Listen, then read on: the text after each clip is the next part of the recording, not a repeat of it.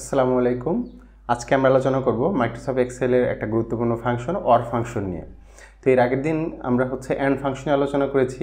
তো অর ফাংশনের জন্য আমরা আজকে প্রথমেই মাইক্রোসফট এক্সেলে চলে যাই। আমরা অরের বাংলা তো জানি, অরের বাংলা হচ্ছে অথবা। অথবা আমরা আজকে এটা নিয়ে কাজ করব। তো অ্যান্ড ছিল এবং অর হচ্ছে অথবা। ধরেন অ্যান্ড হচ্ছে আমাদের কাজ করতে এমন যে আমাদের তিনটা কন্ডিশন আছে বা দুইটা কন্ডিশন আছে। তো দুইটা কন্ডিশনের মধ্যে আমার দুইটা কন্ডিশনেই আমার দরকার হচ্ছে ট্রু হওয়া। তো সেই ক্ষেত্রে আমরা অ্যান্ড ব্যবহার করতাম।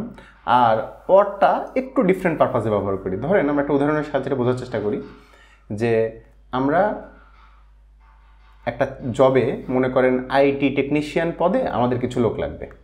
তো এই আইটি টেকনিশিয়ান পদে অনেকেই অ্যাপ্লাই করেছে, কিন্তু আমরা তাদেরকে বাছাই করব এইভাবে, যারা শুধুমাত্র আইটি, আইসিটি, তারপরে হচ্ছে ম্যাথ,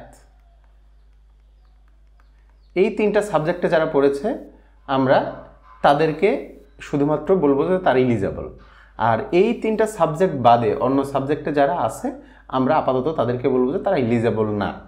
তো আমরা আইটি টেকনিশিয়ান নিব, আমাদের হচ্ছে সাবজেক্ট নিব হচ্ছে ম্যাথ, আইটি, আইসিটি।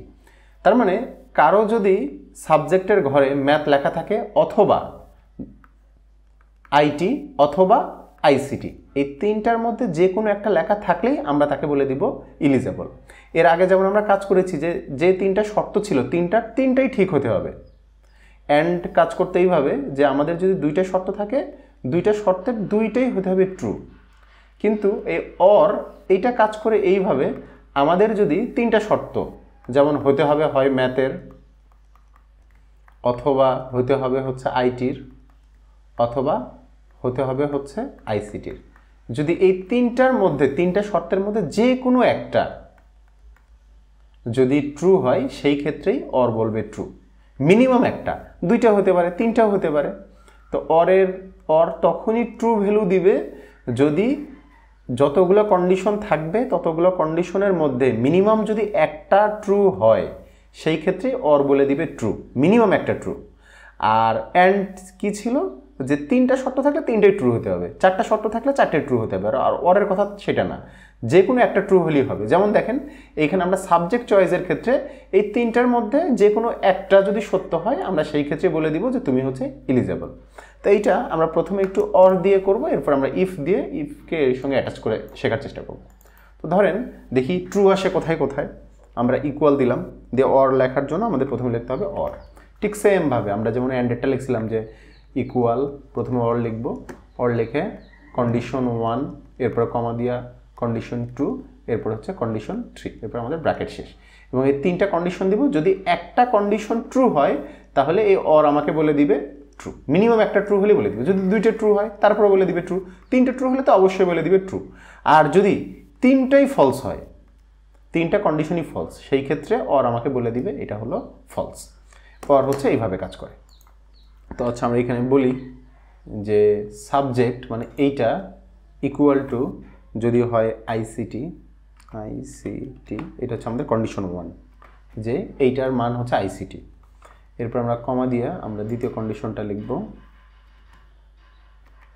কমা দিয়া B2 ইকুয়াল টু হবে হচ্ছে আইটি, এরপর কমা দিলাম, দিয়ে আবার এই B2 হতে হবে ম্যাথ।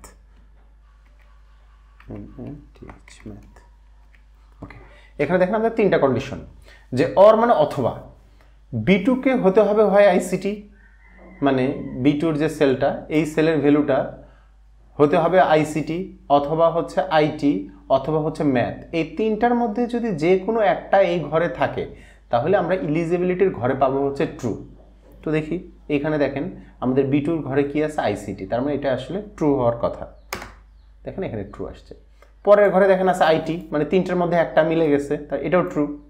এরপরে আছে ম্যাথ, এটাও ট্রু। এরপরে দেখেন আছে বাংলা, তার মানে তিনটার মধ্যে এরপর এটা আছে ম্যাথ, এখানে টান দিই, দেখেন এখানে আছে ফলস।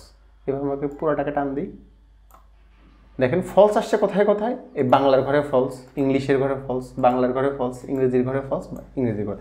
তার মানে দেখেন এইখানে কেন ফলস আসছে, এখানে যদি আমরা ডাবল ক্লিক করি দেখবেন B8 মানে এই সেলটা হতে হবে আইসিটি, আইটি অথবা ম্যাথ, এই তিনটার মধ্যে যদি একটা হয় তাহলে বলবে সে ট্রু, কিন্তু তিনটার মধ্যে একটা না, সে হচ্ছে বাংলা, এই জন্য এখানে বলে দিছে ফলস। এখন এটাকে আমরা একটু সুন্দর করে ইফ কন্ডিশনের সাহায্যে লেখার চেষ্টা করি।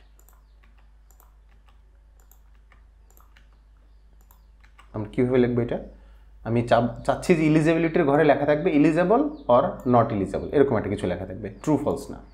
এটার জন্য আমরা প্রথমে লিখব ধরেন এরকম ইকুয়াল ইফ, এরপর আমরা এইখানে হচ্ছে লিখব হচ্ছে অর, এবং অরের মধ্যে আমরা দিব হচ্ছে কন্ডিশন, কন্ডিশন 1, কন্ডিশন 2, কন্ডিশন 3, এখানে আমরা তিনটা কন্ডিশন দিয়ে দিব।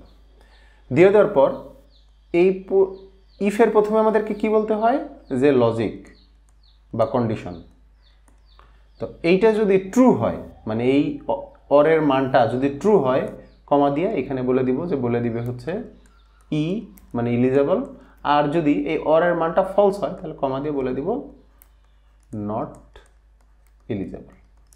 জাস্ট আমাদের কাজ শেষ। এরপর আমরা ইন্টার দিলে আমরা দেখব যে এই প্রথমে এটা চেক হবে, চেক হয়ে যদি অরের মান ট্রু পায় তাহলে বলে দিবে ইলিজেবল, অরের মান যদি ফলস পায় তাহলে বলে দিবে নট ইলিজেবল। এটাকে আমরা এখানে একটু লেখার চেষ্টা করি।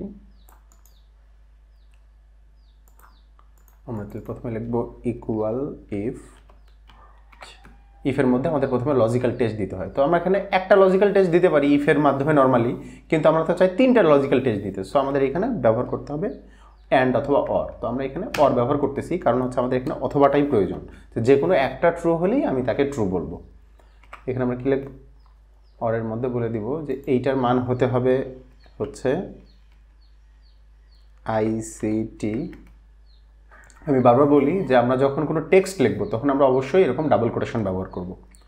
আমার দ্বিতীয় কন্ডিশন হচ্ছে এইটার মান হতে হবে আইসিটি অথবা এটার মান হতে হবে হচ্ছে আইটি, এবং আমাদের থার্ড কন্ডিশন যে এইটার মান হতে হবে ম্যাথ। এই তিনটার মধ্যে যে কোনো একটা, যদি এই তিনটার মধ্যে যে কোনো একটা হয় সেই ক্ষেত্রে আমি বলে দিব কমা দিয়া যে সে বলবে হচ্ছে ইলিজেবল।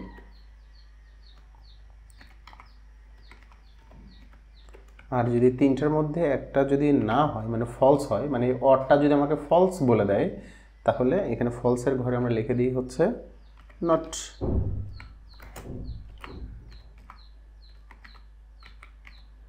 ইলিজেবল। আমাদের কাজ শেষ। এখন যদি আমরা ইন্টার দিই এখানে দেখেন কি হবে, প্রথম ঘরে দেখেন অরের মান কি, প্রথমে ইফের পরে অরের ভিতরে গেল আমার প্রোগ্রামটা, এরপরে সে খুঁজে বের করবে যে B2 মান কি আইসিটি অথবা আইটি অথবা ম্যাথ, এই তিনটার মধ্যে একটা কিনা, যে হ্যাঁ তিনটার মধ্যে একটা, তার মানে অর হচ্ছে ট্রু। যখনই অর ট্রু হবে তখন বলে দিবে ইলিজেবল।